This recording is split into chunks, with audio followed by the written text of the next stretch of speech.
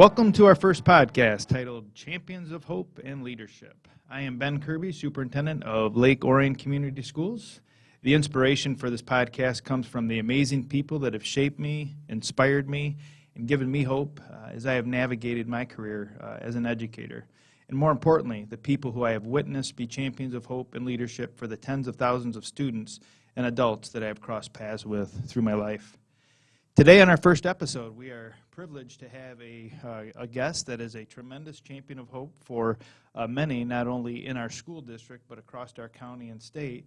Mr. Todd Gordon is a veteran music teacher with us here at Scripps Middle School, and he's also the executive director of the WAVE Project. Todd co-founded the WAVE Project in 2018, and these two roles have proven that he is a champion of hope for many across our community and our great state of Michigan. So, Mr. Gordon, thanks for being with us here today, and tell us a little bit about the WAVE Project. Well, I just want to thank you for having me, Mr. Kirby, Ben. I don't know what I should call you on this podcast. You're good. Yeah. And, just you jumping into this, sharing your story, inviting people in to tell their stories. I think a lot of people out there are going to be well served by this. So congratulations and thanks for having me. Thank you, Todd. So WAVE Project is a 501c3. We're a private, independent nonprofit. I guess I shouldn't have said profit or private, but we are an independent nonprofit, very much public, right? Mm-hmm. And we provide services for people experiencing homelessness in and around Metro Detroit. Our whole deal is we want to be about partnering with other organizations, meeting people where they are. We operate a mobile shower service and a mobile clothing closet. And when many people hear that, they're like, what is a mobile shower service? Right. What does that look Yes. like? How do you do that? So the listeners can visit our website, waveproject.org, and that all the pictures and program information is listed there. But if they could imagine a 23-foot trailer pulled by a full-size truck, and inside that trailer, many people have seen versions of this, like at weddings and events. Okay. They're just like 3 shower stalls. Each one is private and climate controlled. It has a sink, a toilet, and a shower. Our mobile clothing closet is a high top, industrial van. We popped a window on the side, kind of like an ice cream truck. Okay. And our guests come up to the essentials van. They get T-shirts and pants and hygiene kits and a lot of other items. Then they're able to go over to the shower trailer, take a shower, and hopefully move on with their day. And the last thing I'll say is WAVE is an acronym. It stands for Welcoming All, Valuing Everyone. Nice. And for us, that's just what we're all about. We love it. Yeah, the real value there. That's impressive. Well, tell us a little bit about that homelessness across the county and even our state. I think you talked about multiple counties. Yeah. Why the focus on the homeless? Where did that drive come from? Well, for us, our founding group and a lot of our members, we're driven by our faith and what has called us into the community to help, but specifically the marginalized. And I think that word can be a buzzword sometimes, but for us, that just means anybody in our society, anybody in our community, our schools, our homes, that just feels pushed aside, that many people would walk by or not think twice about. So as we were dreaming about starting a project and getting out in the community, we were drawn towards the marginalized. And when we finally decided that we wanted to step in and try to help people who are experiencing homelessness, we really wanted to try to do something like unique and not for like a sizzle effect, but we know very well that there are so many wonderful organizations out there doing great work. And we didn't just want to duplicate services. We wanted to be in community with them, and we wanted to add something new or something that was in demand. So that's where hygiene came from. And then being mobile is really important in our concept as well, because a lot of people experiencing homelessness in and around Metro Detroit and all over the world, transportation is such a huge barrier for them. So the cool thing about WAVE Project and other mobile services like health clinics at Wayne State and otherwise is we can take the service directly to the need, be on their turf, help them out, break down those barriers. And in terms of homelessness, many people don't realize it. We're really lucky to be sitting here in Lake Orion in Oakland County. There are people in encampments and those experiencing homelessness right now less than 15 minutes away from where we're sitting. It's in every community. It has many different forms. I think I live in Macomb County, and a recent statistic I saw is there's as many as like 2,000 students right now attending our schools Wow. that are experiencing homelessness in some form. It could be them living in their cars, could be, couch surfing, not crowd surfing, that's a different thing. Sure. That's fun, actually. Right. So it's just being mindful of that, and as we do our DEI work and we think about our students in unique ways and how we can love them, it's just seeing the person, seeing the human. And I appreciate really expanding on that around the homelessness and what our kids experience, because not everybody comes to school with the same experience. And I don't know if I've ever told you this or not, but the first time I ever heard about the WAVE project, I was working out at a gym, sweating away, and I saw a news story, and it was the WAVE project, and I thought, that is amazing. These mobile showers and anyways, it was just really an amazing story. So then, ironically, it was some weeks later, we're playing basketball together on a Friday morning, and I guess living out our dreams of athletes. I don't know what we were doing, actually, but I didn't get injured that I got day. the best of you that day. But That's your story, Todd. I'm going to let you tell it. But at any rate, that's how I first saw the WAVE project, and so it was really, really inspiring, but a unique group, and I really applaud you and your team for focusing on the homeless. So who is the co-founder? I've heard that a couple different times. Who is this other special person? So it's actually a group of people. Okay. And that's one of the main things I love to talk about, whether it's in the school context, the community context, in our places of worship, the power of community. So for us, there were 6 of us that were friends. We were serving in a local multi-site church, doing everything from being in the kids program to being on the arts team. Some people are on staff, and as it tends to happen, you get in community with people, you start dreaming, you start thinking, and you find commonality and a purpose. And my wife, Laura, who is my favorite person, sorry to everybody else, are 2 really good friends, Dale and Sarah Pittman. Somebody who's actually from Lake Orion here, a man named Todd Burke, who was a freshman football coach here at the high school with me for a long time, and his daughters all came through the district. His wife, Christine, is wonderful. He was a co-founder with us. And then another good friend of ours named Chris Bachmueller. And I share kind of the community end of it, because sometimes people feel like, okay, if I'm going to try to be a champion of hope, if I'm trying to get out in the community and do something, I've got to do something that's going to save the world and change the world, and I've got to put my cape on, and I've got to be magnificent. It's like, not really. If you band together with people you love, if we all do a little bit together, we can accomplish a lot. So that's the power of our group, just people coming together.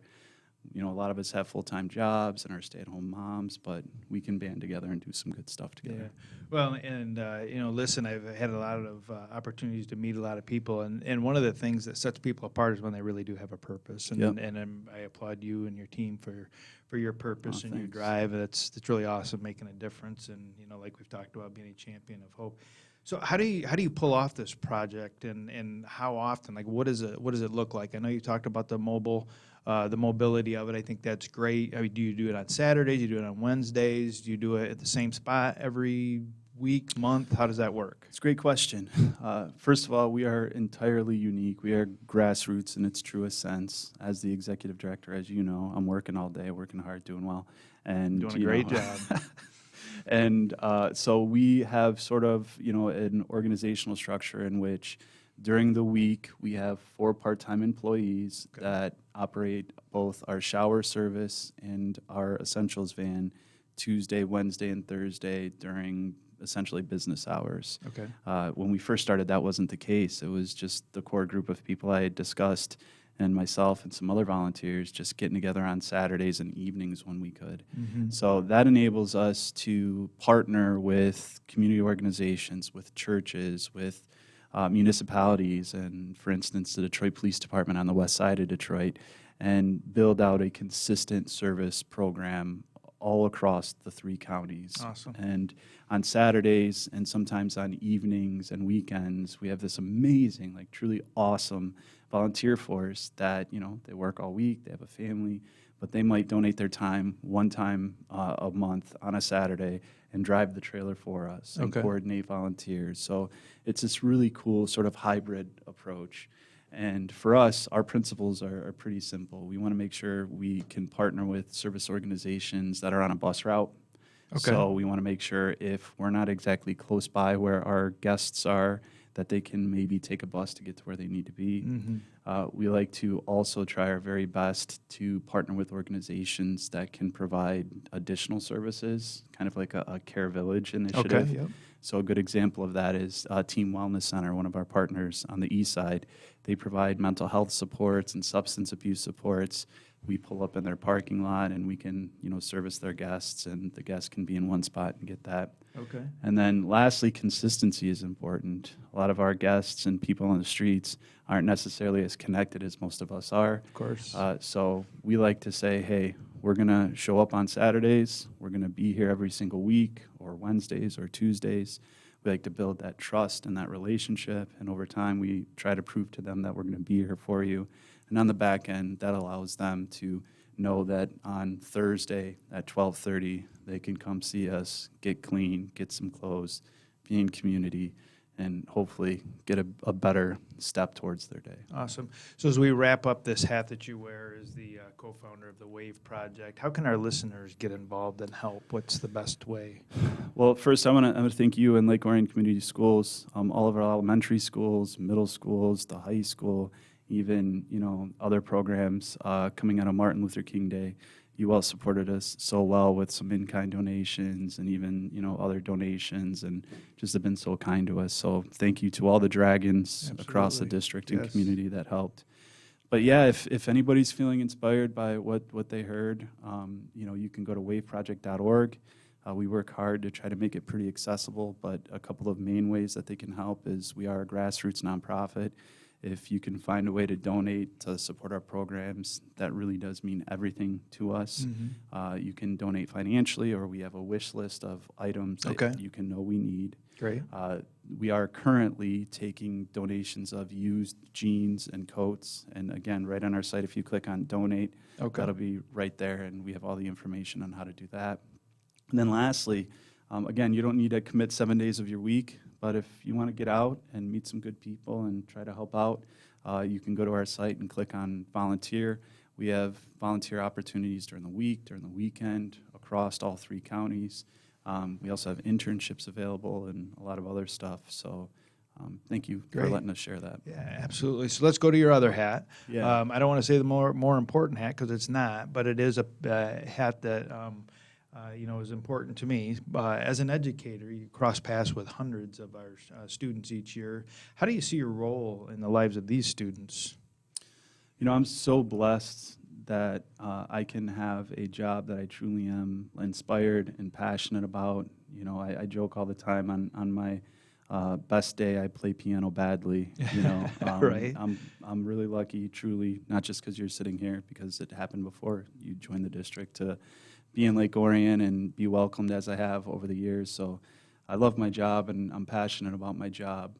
And in that sense, talking about the hundreds of students that all of us as teachers get to encounter, it's just, for me, a really great opportunity to try to share, of course, about music and to help build skill and appreciation and make connections across the curriculum, and to try to help build lifelong learners and people that are, feeling enriched by their life. Sure. But also on a personal level, if we talk about being champions of hope, we think back about our colleagues that have inspired us and helped us along the way, our teachers, the value of an education.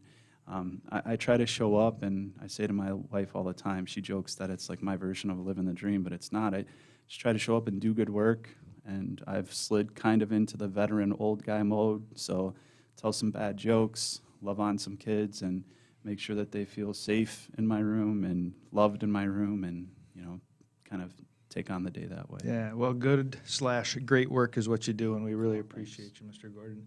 So you didn't just evolve into this on your own. Were there others or an individual in your life that really gave you hope as you were developing into the man that you are today?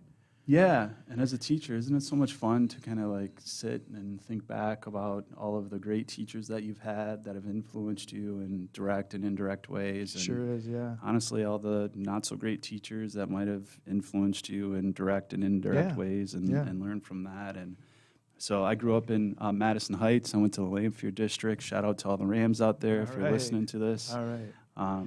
And, you know, I, of course, think of so many teachers, but specifically talking about Champions of Hope, two stuck out to me. And if any of the others are listening, you can yell at me later. But Jolyn Hendelang was my choir teacher in middle school and high school. Okay. And I didn't just pick it from the musical end of things. Mm-hmm. Oftentimes when I think about like where I am positive that I would not be here as a functioning like adult without her. Mm-hmm. You know, she was somebody who challenged me at times. I remember in 6th grade, she pulled me aside, and she could be a really tough lady at some times. Right. I was jacking around in class, and she looked at me, and she goes, "I don't care if you're the best singer in 4 states. You need to get it together." And I was half confused. I didn't know what she meant. Was that a compliment or not? I was like, felt like it was a good thing at first, and then you turned it there at the end. Right. But she was also so encouraging, and even beyond the classroom, she just did what I can only characterize as insane things. Like she would drive to my home and pick me up and drive me downtown Detroit for my voice lesson, knowing that my parents probably couldn't have done that. Wow. You know, and she poured into me continually and welcomed me into her home for rehearsals and just cared about me on a personal level. And like I said, challenged me and encouraged me and gave me all the opportunities that I probably wouldn't have had otherwise. And then another guy being in the broadcasting room here, a guy named Adam Woolley at the high school. Okay. He came in as a first, second-year teacher and actually replaced Thomas Ensley, who was another champion of hope in my life in the theater and all that other stuff. So Mr. Ensley, but then Mr. Woolley. Woolley was just a young guy that, you know, mentored me, came up next to me, gave me opportunities, and didn't just see me as one thing. You know, I was slimmer then and an athlete in school, and he would pour into me there, but then on the production end of things and broadcasting and even academically and personally, he cared, right? Mm-hmm. And we think back to the beginning of the school year when we talked about being a champion of hope. It can be so easy to get caught up in curriculum or a curriculum map or what I need to get done. But these folks, you know, Ms. Hendelang, Mr. Ensley, Woolley, they all really just cared about me and spent time getting to know me and encouraging me, and that's amazing and was awesome for me. Yeah, and I'm sure they had that same impact on many, many children. I know, you know, me growing up, if somebody was to ask me that, I would go to some of the educators in my life as well, really fill a void. You know, my father left one, you know, right after I was born, 7 months old. He's gone, but then you find people to fill that void, or those are the people that really help make a difference for you. And as this podcast evolves, I'll hopefully have an opportunity to bring some of those people forward. But educators are really, really important, and you're one of those, and we really thank you for your work. Thanks, man. Yeah, at our middle school and across the county and state for the work that you're doing with the homeless. So really thank you for being here today, for sure. Our guest today has been married to his high school sweetheart for about the past 15 years, and together they have 2 daughters, Madeline and Ava. And we really want to give them a heartfelt thank you for sharing Mr. Todd Gordon with us and the community, because we know there's lots of sacrifices that go on, and we benefit for it. So we look forward to bringing another guest next month on March 8th as we find another difference maker in our Lake Orion community, just like you are. So I thank you for listening today, and to our listeners, I challenge you to be a champion of hope for somebody, for anybody. Go Dragons.